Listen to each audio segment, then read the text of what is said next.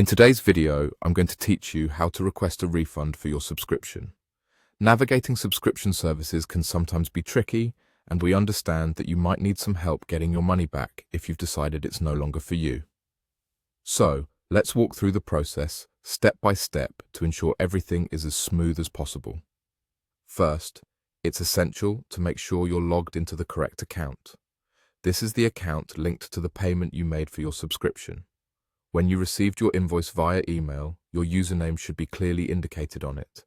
Make sure this matches the account you're currently using. It's a simple step, but crucial to prevent any mix-ups during the refund process.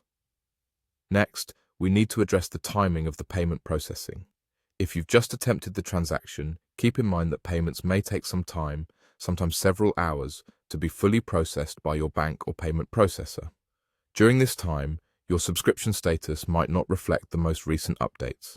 So, it's a good idea to check back after a little while to confirm whether the payment has gone through.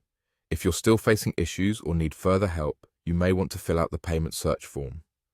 This form is designed to assist you in tracking and processing your refund request more efficiently. Make sure to fill out all required fields accurately to expedite the process. This can often be the quickest way to resolve any payment discrepancies and receive the support you need. Now, let's consider a specific scenario where you might have an annual subscription. Particularly if your subscription was automatically renewed less than 14 days ago, you have another option available. In this case, you'll want to directly contact the support team by opening a support ticket. When you do this, clearly request a refund for your recent renewal.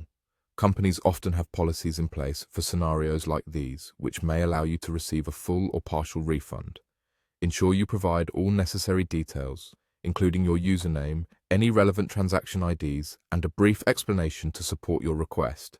This will help the support team review your case more efficiently and provide a resolution.